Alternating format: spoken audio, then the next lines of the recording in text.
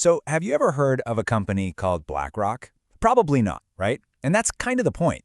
It's a name that almost never makes the news, but it might just be the most powerful financial company on the entire planet. So, the big question is, does it, in a way, own the world? Let's dig in and unpack the story of the biggest player you've never heard of. Okay, to even begin to get your head around BlackRock, you have to start with the scale. And it's just mind-boggling. We're talking $10 trillion in assets under management. Just let that number sink in for a second. 10 trillion. That's more than the entire economies of Germany, Japan, and the UK, all added together. So how on earth does one company get to manage that much money? And when you have that kind of scale, it brings a totally different kind of power. It's quiet. It's influence. This quote from our source material just nails it. BlackRock is the unseen influencer. They're behind the scenes, shaping huge decisions in corporate boardrooms, even in government. And a lot of the time, they don't even leave fingerprints. So yeah, that brings us right to the core question of this whole explainer. How did this even happen? How does one company become what some people call the world's largest shadow bank, more powerful than entire countries, without most of us even knowing their name? It's a heck of a story. Let's start connecting the dots. All right, Section 1, Origins and Risk Management. Now, if you're picturing some flashy Wolf of Wall Street kind of origin story, think again. It all started with something way less glamorous, but way more important, managing risk. So check out this growth curve. It's just insane. They start up in '88, right? And in just 1 year, their assets quadruple. By '99, they go public with a cool $165 billion. But the real game changer, the moment that put them on a totally different level, was the 2008 financial crisis. You remember, the whole world economy is teetering on the edge of a cliff. And who does the US government call to help clean up the mess? Yup, BlackRock. All of a sudden, being the best at managing risk wasn't just a good business model. It was a global necessity. So why were they such a ghost? I mean, why did they stay under the radar for so long? Well, this comparison explains it perfectly.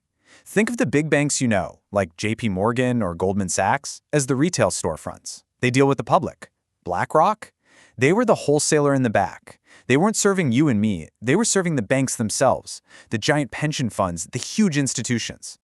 Okay, so that brings us to Section 2. See, their incredible growth wasn't just about being smart money managers. Oh no, they had a secret weapon, a piece of tech that gave them what you could almost call an unfair advantage. And that secret weapon is called Aladdin. Yeah, the name's a bit of a mouthful of an acronym, but what it does is actually pretty simple to understand and totally mind-blowing. It's a super powerful software platform that can see and analyze financial risk everywhere, across the entire globe, all at the same time.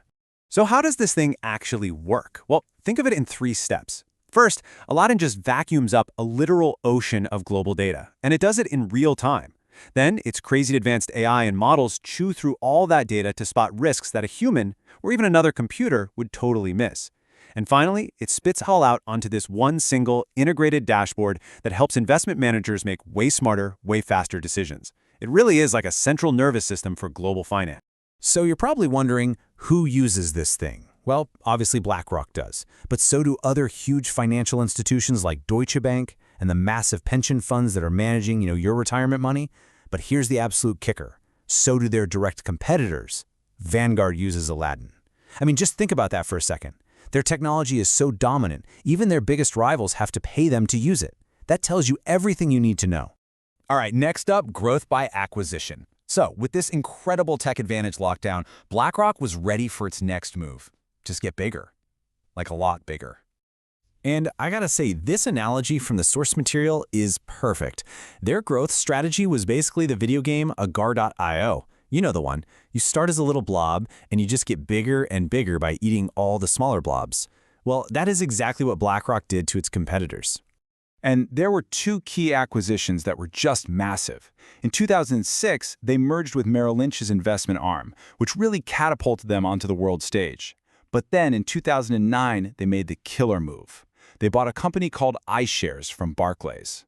Now, iShares is all about ETFs, exchange-traded funds. Just think of an ETF as a simple basket of stocks you can buy all at once. It's a huge and growing market, and by buying iShares, BlackRock instantly became the king of the hill. And this chart, wow, this chart really shows you the result of all that. It maps out all the big financial players based on their assets and their expertise. So you see all the names you recognize down here, right? Goldman Sachs, JP Morgan, and then you look way up in the top right corner. All by itself, in its own little universe? Yep, that's BlackRock. So what happens when you become the biggest player in the game by a long shot? Well, you don't just play the game anymore. You start shaping the rules. And this is where we get into the real, tangible power that BlackRock wields. See, because so much of that $10 trillion is invested in funds, BlackRock ends up being one of the top shareholders in, well, pretty much every major company you can think of. We're talking Apple, Microsoft, Exxon, your bank, even Pfizer. The phone you're holding, the car you drive. There is a very, very good chance that BlackRock is one of the biggest owners of the company that made it. Now, when you have that much ownership, you could just lean on companies to squeeze out every last drop of profit, quarter after quarter. But BlackRock's CEO, Larry Fink, he started pushing a different idea, and it's a pretty controversial one.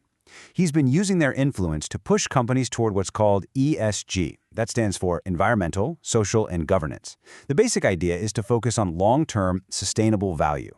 And look, this isn't just some PR talk. They put their money, or really their votes, where their mouth is. In 2020, for example, BlackRock voted against the re-election of 53 different company directors because they felt those companies weren't doing enough on climate change. That's real, direct influence over who runs the world's biggest corporations. Okay, so this all leads us to our final section, and honestly, it's probably the most important one, because when any single company gets this powerful, you have to start asking some pretty tough questions.